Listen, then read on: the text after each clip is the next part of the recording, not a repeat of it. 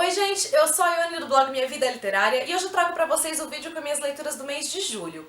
Como em julho, mês de férias, eu acabei fazendo várias leituras, eu resolvi dividir o vídeo em duas partes, então hoje eu mostro metade das minhas leituras e no próximo vídeo, que provavelmente vai ao ar na semana que vem, eu mostro a outra metade. O primeiro livro que eu li no mês foi Em Busca de Abrigo, da Jojo Moyes. Aliás, esse aqui é o livro de estreia da Jojo Moyes. Ele já havia sido publicado no Brasil em 2004 pela editora Bertrand Brasil, e agora a editora Bertrand Brasil resolveu republicar o livro com uma nova capa, e não só esse, mas outros dois romances da autora que também já haviam sido publicados há muito tempo.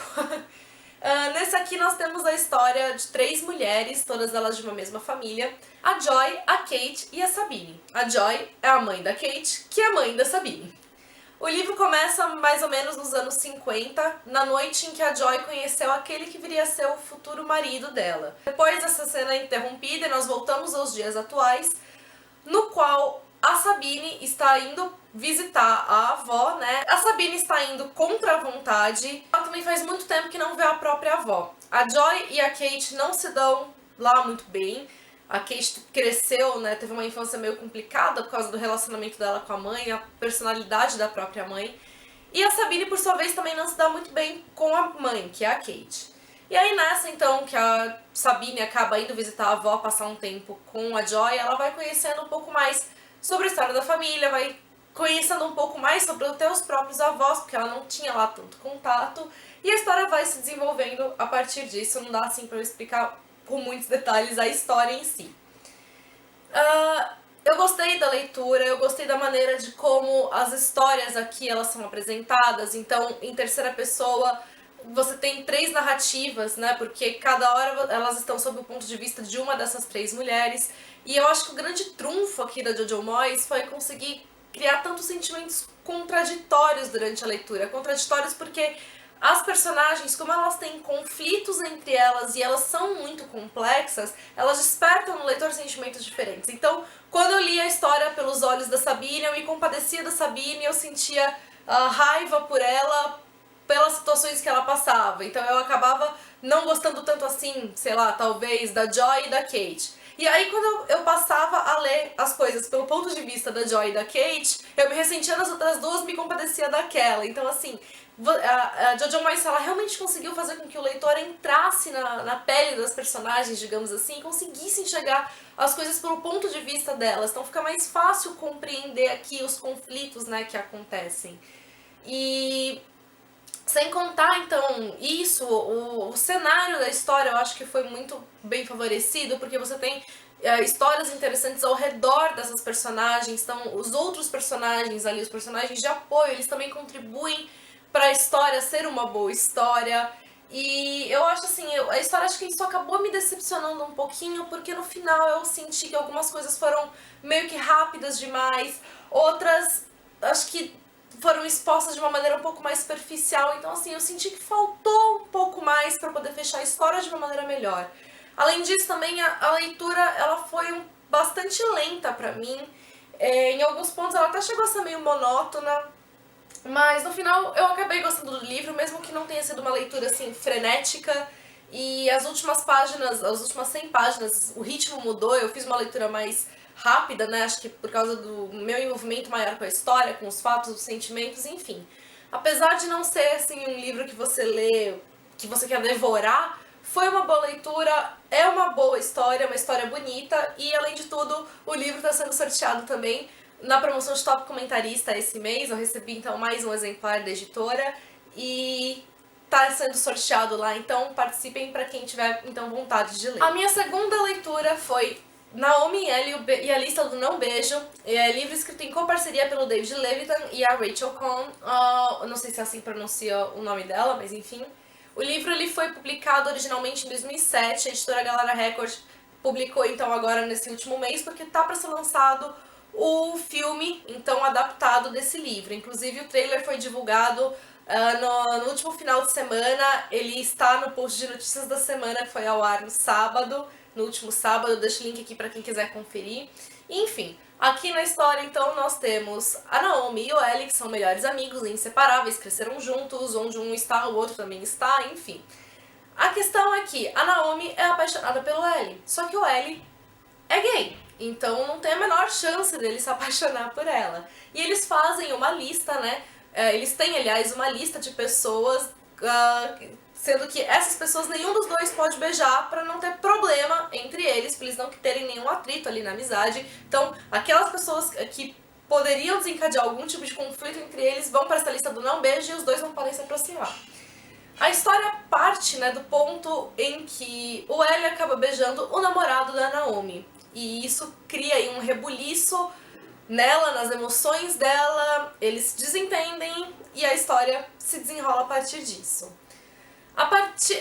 Apesar da história ter essa premissa que é interessante, que é inusitada, apesar do livro falar sobre amizade, apesar do livro falar sobre autoconhecimento, porque a partir do momento então desse conflito eles começam a questionar coisas sobre eles próprios e tal, apesar de tudo isso eu não consegui gostar do livro. Eu acho que deixou muito a desejar, na minha opinião. Eu sou completamente fã do David Levitan, eu amo os livros que ele escreve e eu fiquei muito distante de gostar desse daqui. O que me incomodou foi, em partes, a narrativa da Naomi, porque ela escreve por símbolos e tal, e que apesar disso ser um recurso que chama atenção, porque é inusitado, acabou deixando minha leitura confusa em alguns momentos, porque tinha hora que eu não conseguia entender o que ela estava falando. Não que ela escreva tudo em símbolos, mas algumas partes ela deixa de falar alguma coisa e coloca um símbolo. E sem contar também que o L me irritou demais. Ele é um personagem também interessante e tal, só que ele beija o namorado da melhor amiga e ele simplesmente parece que não consegue enxergar o que ele fez de errado ou que tem algum erro ali. Então, isso me incomodou muito, né? A maneira de como ele não conseguia ver que talvez tivesse um problema e de certa forma até dá pra entender, porque o real problema que a Naomi sente aqui não é nem tanto pelo namorado dela ter sido traída por um beijo, digamos assim. É mais até pelo fato dela ser apaixonada pelo L e ela perceber que o namorado dela tem mais chance que ela, né? Mas ainda assim, eu não sei, eu acho que faltou alguma coisa, eu lia e eu não conseguia ver sentido na história, eu falava, tá, por que eu tô lendo, enfim. O livro acabou me decepcionando, então, infelizmente, embora outras pessoas, eu acredito que possam vir a gostar da leitura, que possam achar interessante, possam, aliás, até acho que tirar mais proveito do que eu. Talvez acho que eu não tenha entendido o cerne aqui do livro, né? Enfim, pra mim não funcionou. Não sei ainda se eu vou querer assistir ao filme quando ele for lançado, talvez sim, mas de qualquer maneira, embora eu não tenha gostado, não se desestimulem pela minha opinião. Se você tem vontade de ler o livro, vai em frente e depois conta pra mim o que você achou. E se você já leu, conta pra mim o que você achou do mesmo jeito. A outra leitura foi Corpo de Delito, da Patricia Cornwell. É o segundo livro da série Kiss Carpeta. Essa série ela começou a ser publicada nos anos 90. E no Brasil ela chegou, acho que no final dos anos 90, pela editora Companhia das Letras, e já desde 2012 a editora Paralela está relançando alguns títulos da série. A série, na verdade, ela tem 22 volumes, sendo que desses 22, acho que 18 ou 19 já foram publicados no Brasil, nem todos os 18 ou 19 já foram publicados duas vezes, então com essa nova capa, né? Mas assim, quem se assusta com o número, já aviso, você não tem necessidade de ler todos os livros, cada um dos livros traz um caso diferente, e se você quiser parar no segundo livro, pode. Você não vai falar, uau, meu Deus, o que vai acontecer? Preciso continuar lendo, senão minha vida não vai mais ser a mesma porque eu não sei o que vai acontecer na história. Não. Cada livro traz um caso diferente. Se você quiser ler até fora de ordem, acredito que não tem, assim, grandes problemas. O máximo é que você pode perder algum acontecimento da vida da Kiss Carpeta, né, anterior, e você ler depois sem saber como que aconteceu, ou se ela se referir, por exemplo, a algum caso passado e você meio que pegar algum spoiler ou sei lá. De qualquer maneira, como cada caso é independente, você não precisa ler a série toda se você não quiser. Voltando a esse caso aqui, nós temos então a filha adotiva de um grande escritor, né, um escritor muito famoso, ela também era escritora, e ela é brutalmente assassinada. Depois dela ser brutalmente assassinada, esse escritor e a irmã dele também falecem, né, em condições um tanto quanto suspeitas. E a Kiss Carpeta, então, que é uma médica legista, aliás, ela é legista-chefe ali do departamento, né, de medicina legal, ela se envolve, então, né, aqui nas investigações e ela tenta ajudar a solucionar o caso, porque todos eles têm coisas que são meio que incoerentes, o caso não tá lá muito claro, né. E, enfim, eu gostei muito da leitura, de como, acho que o caso, né, foi abordado, porque você tem muitas pistas e e isso ajuda a dificultar a resolução do caso, porque só quando chega ao final e você consegue separar, tá, isso aqui era uma pista do caso, isso aqui não tinha nada a ver e tal, é que você consegue realmente enxergar o caso com outros olhos, mas até tudo ser revelado é muito difícil, não dá pra você... Eu, pelo menos, não consegui nem chegar perto da resolução aqui dos casos, então eu acho que isso foi muito interessante. Mas o que eu mais gosto aqui dessa série é essa visão da medicina legal, a maneira de como tudo isso é trazido para o leitor, porque embora em livros policiais, séries, enfim, filmes, você tenha ali a presença da medicina legal, normalmente quem narra a história ou quem mostra a história, né, para quem está acompanhando, é um investigador da polícia, um investigador amador, sei lá. E aí eles trazem as informações da medicina legal, mas você não tem o olhar da medicina legal. E aqui você tem muito mais detalhes, você tem muito mais informações de uma maneira que não seria possível se você não estivesse acompanhando a história pelos olhos de uma médica legista. Enfim, eu gosto muito da série, recomendo pra quem gosta de thrillers policiais, enfim, uma ótima leitura. Minha outra leitura, não vou entrar em tantos detalhes porque já tem vídeo sobre ela aqui no canal, foi Casório, da Marian Keyes. Aqui no livro, então, a Lucy, que é a protagonista, ela vai a uma taróloga com as amigas e essa taróloga prevê que ela vai se casar dentro de 1 ano. E ela não consegue entender como isso, né, pode ser possível, porque ela nem tá envolvida com ninguém, nem tem previsão de casar e tal, até que ela conhece uma pessoa que faz com que ela comece a reavaliar, né, se será que aquele pode ser o cara? Será que ela realmente quer casar e tal, enfim. Apesar, né, dessa premissa mais simples, o livro ele vai trazer temáticas, né, um pouco mais complicadas, um pouco mais difíceis de serem abordadas, como é típico da Marian Keyes. Ela sempre fala sobre histórias de superação e ela sempre traz temáticas mais sérias, mesmo que disfarçadas pelo divertimento, né, pelo humor. Então, o livro, até boa parte dele, mais da metade, ele se estende trazendo, acho que, o comportamento da protagonista, trazendo informações para você conseguir entender a personalidade da protagonista, a maneira como ela age, e depois ele se aprofunda mostrando por que ela age assim, e quais são os reais problemas ali da vida dela, e como ela vai, né, lidar com tudo isso. Então, é um livro divertido, ao mesmo tempo é um livro que traz uma temática, né, mais séria, que precisa ser discutida, e apesar, né, da quantidade de páginas, é uma leitura mais fluida, uma leitura rápida. Muitas pessoas eu já vi dizerem, né, que acham que a Marian Keyes colocou coisa que não precisava, que ela meio que enrolou demais e que o livro podia ser muito menor.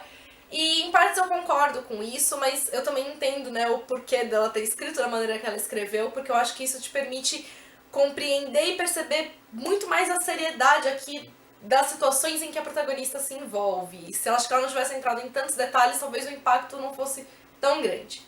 Mas enfim, recomendo pra vocês, e pra quem quiser mais detalhes, eu deixo aqui também o link do meu vídeo falando com mais detalhes, então, de Casório. Minha outra leitura foi Apenas um Ano, da Gayle Forman, que é o livro, então, continuação de Apenas um Dia. Depois que eu terminei de ler Apenas um Dia, eu fiquei maluca pra ler esse livro, porque ele termina de um jeito que dá muito nervoso, e eu acreditei que esse livro fosse trazer, então, o após ao momento que aquele livro termina. E eu me enganei redondamente, porque não é isso que acontece. Eu acabei ficando frustrada enquanto eu lia, e eu acho que eu não aproveitei o livro da maneira que ele mereceria ser aproveitado se eu soubesse que ele era da maneira que ele é. Então aqui, só pra situar, né, a cronologia, em Apenas um Dia você tem a história dividida em 2 partes. A primeira parte se desenrola em um dia, que é quando os protagonistas se conhecem. E a segunda parte se desenvolve ao longo de 1 ano, contando a partir depois desse dia que eles se conheceram. O Apenas um Ano, então, ele já começa no início da segunda parte do Apenas um Dia. Então, depois que os protagonistas se conheceram, é quando a história começa. E aí ele se desenvolve até o momento em que o Apenas um Dia termina. Então, você não tem aqui o após ao Apenas um Ano. Você simplesmente tem a visão do protagonista dos fatos.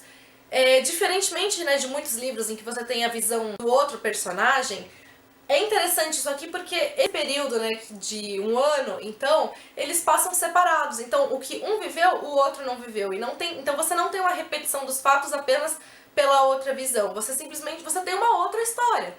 Porque uma coisa é a história que eles passam juntos e a história que cada um vive no desenrolar do livro. Então aqui você não tem a repetição de fatos pela visão do protagonista, você tem o que aconteceu com ele num período em que eles estavam separados.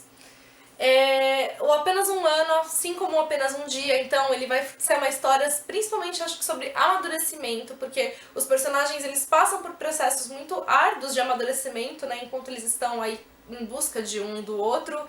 E eu acho que isso tudo é muito interessante, você poder acompanhar esse processo, você poder compreender tudo aquilo que eles passaram, enfim, é uma leitura válida, só que se você for esperando encontrar aquilo que o Apenas um Dia não contou, você vai se decepcionar porque isso aqui também não conta. Bom, quando eu terminei de ler esse livro, então eu quis saber o que realmente acontece após, né, o livro acabar. E eu peguei então pra ler o Just One Night. Eu não sei se vai dar pra vocês verem, às vezes a luz da minha janela reflete e não dá pra ver.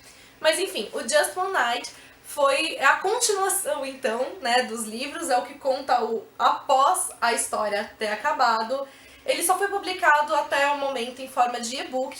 Ele não tem ainda a versão para o português. Não tenho notícias se a Novo Conceito vai publicar ou não, né, essa continuação. E se for fazer isso, se ela vai fazer na forma de e-book traduzido ou se ela vai fazer livro físico. De qualquer maneira, o e-book é bem curtinho. Acho que se fosse em formato livro físico, teria, sei lá, umas 40 páginas no máximo, pelo que eu vi no Scooby. E ele traz, então, simplesmente o desfecho que acontece após aquele momento. Diferentemente dos dois primeiros livros, ele não é em primeira pessoa, ele é em terceira pessoa, porque agora você tem a visão dos dois personagens. E uma hora ele tá na visão da Lulu, né, da Allison, e em hora ele tá na visão do Willan. Então ele varia na ótica dos dois, mas em terceira pessoa. E não tem assim muito o que falar, porque é simplesmente o desfecho da história. Não dá pra contar aqui o que acontece, ou não dá pra explicar qual é a história ali, porque é simplesmente o desfecho mesmo, a continuação dos dois livros. E se passa durante o período de uma noite, como o próprio título indica. É só o desfecho mesmo, que conseguiu acalmar a ânsia que eu fiquei por não saber o final realmente da história, além dos dois livros. E o último livro que eu vou mostrar pra vocês foi 1 Milhão de Motivos pra Casar, da Gemma Townley. Gemma Townley, pra quem não sabe, é irmã da Sophie Kinsella. Eu repito isso sempre que eu falo o nome da Gemma Townley, coitada, porque acho que não dá pra falar dela sem associar com a irmã. E é uma pena, porque quando eu falo da Sophie Kinsella, eu não associo a Gemma Townley. Mas enfim. 1 Milhão de Motivos pra Casar é o primeiro livro de uma trilogia, né, protagonizada aqui pela Jessica Wilde, que é a protagonista, como eu falei. E são os únicos 3 livros da Gemma Townley que ainda não haviam sido publicados no Brasil. Não tem informações também se a editora Record vai publicar os outros 2 ou quando ela vai fazer isso. Em 1 Milhão de Motivos pra Casar, a Jessica Wilde, ela recebe a notícia de que ela recebeu uma herança, né, no qual ela vai herdar 4 milhões de libras. Só que para ela poder herdar essas 4 milhões de libras, ela precisa estar casada. Porque a pessoa que deixou, né, as 4 milhões de libras para ela acreditava que ela já estava casada. Então ela deixou para Jessica Wilde no nome de senhora com o sobrenome do suposto marido dela. E para poder, então, para ela poder receber essa herança, ela tem 50 dias apenas para poder recorrer a ela, senão ela perde a herança. Ou seja, ela tem 50 dias para estar casada para poder ficar com a herança, senão isso não vai ser possível. Eu achei o livro extremamente divertido, ele é muito gostoso de ler, eu já me envolvi desde o começo, tanto por causa dessa premissa maluca aqui da história, quanto pela própria protagonista e os próprios acontecimentos iniciais, né? A protagonista, eu achei que ela é um pouco diferente das outras protagonistas de um modo geral, ela é totalmente desencanada com aparência, ela não tá em busca de um relacionamento, ela tá focada mais na parte profissional dela, então eu acho que isso diferencia um pouco dos Chick-Lit. Não que você ser focada na aparência, você estar procurando alguém seja um problema, não é isso, mas é que como a gente costuma ver bastante isso nos livros, é gostoso também quando você pega alguém que foge um pouco, alguém que acaba sendo um pouco a exceção, né? Então é só simplesmente dar um ar um pouco diferente pra história, então eu achei isso interessante.